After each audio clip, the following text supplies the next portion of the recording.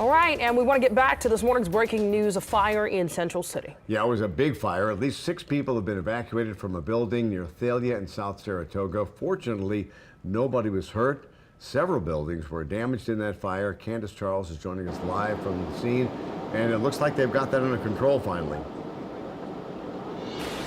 Yeah, it does. It sounds a lot quieter here. Things are starting to get under control here. Folks are still, of course, waiting for the power and as well as the gas to be turned on as they continue to work on this fire here behind me. And I believe that this is actually where it all started, right here at 1333 on the corner of Saratoga and Thalia Street. As you can see, it looks like it spread to some of the apartments behind that. One of the apartments is collapsed. The one behind that one is charred on the side.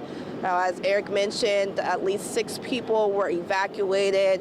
I was told that they got the call about this fire around 6 o'clock this morning. One of the residents here actually told me he got a call about the fire as well around 6 o'clock this morning, came running down the street and found that 1333 engulfed in flames. I was told the bottom of this building used to be a restaurant and a bar. The top were apartments that no one really was living there and that was abandoned, but there was one elderly man, 77-year-old man, Mr. Lester, who was living there, and they were all concerned about him. I talked to his nephew a little bit earlier. They said they hadn't spotted him yet, but I just spotted Mr. Lester, and he's okay. I'm happy to see that he's doing okay, him and his dog. Thankfully, all the folks that were out here as well, that were evacuated, are all okay as well. We've been told that.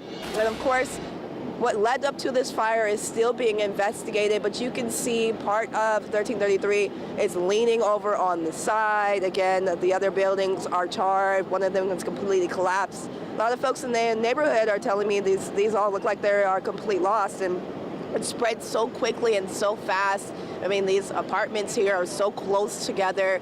I can imagine that it was quite a scene this morning. A lot of folks are telling me they woke up to flames, the smell of smoke in the air, and then no power, of course. The problem they've been having is mostly trying to get some of the flames extinguished. Well, we did hear from the fire chief a little bit earlier today and spoke to some neighbors here. Take a listen to what they had to say.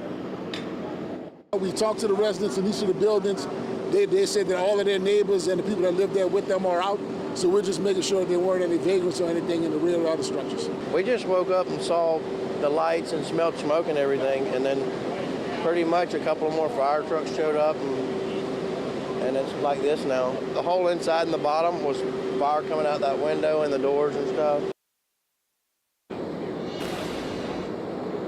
Yeah, well, it looks like now that the crews are finally wrapping it up after tirelessly working on these 3 buildings here, mainly 1333.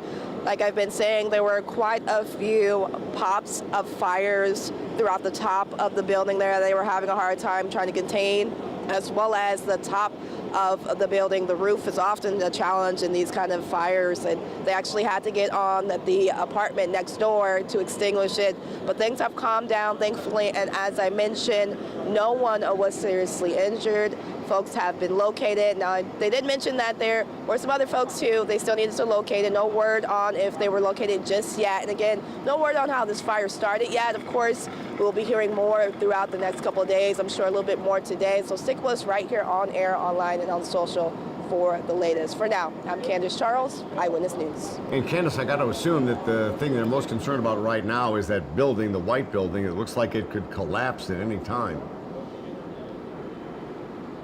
Yeah, it really does. Again, the side of the building, the Thalia side of the building is where the building has collapsed quite a bit. It's really just leaning at this point. The good thing is there's brick on the bottom. I'm not sure how much that helps. I don't know very much about architecture, but it looks like it's been pretty helpful this whole time. The other 2 apartments have completely collapsed.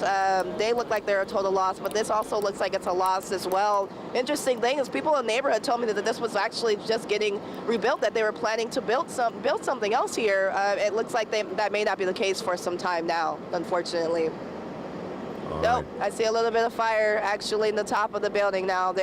They're still working on it. Quite a bit of smoke just came out the top. So they'll be working on this for some time, but it looks like at least it's not as many crews out here as it was when we first got here. a couple hours ago, guys. Yeah, and we should give viewers a reference point. We got the first video in about this fire just before 6:30 this morning. It's 8 o'clock, and as you can see, Candace just pointed out, this is why firefighters are still on the scene. Smoke still coming from this building. Yeah, actually, the friend who sent that in sent it to me before I got here this morning, so it was around 5:45. And it was already engulfed in flames then. Yeah, and what a mess. As the fire chief was saying earlier this morning, one of the buildings impacted, and possibly one of the buildings where the fire started on Thalia Street, is only 7 feet away from the massive structure we kind of been focused on. Yeah. So you got to wonder if that one collapses, how many other structures it will impact. And so often we see hot spots flare up again like this. That's why I was saying that the main concern now is going to be for everybody's safety around there, and if that building, still could collapse. Yeah, we are glad that everyone got out safely. Haven't heard of any injuries so far. All right, guys, so we will have continuing coverage throughout the final hour of the Eyewitness Morning News, as well as in later newscasts and online.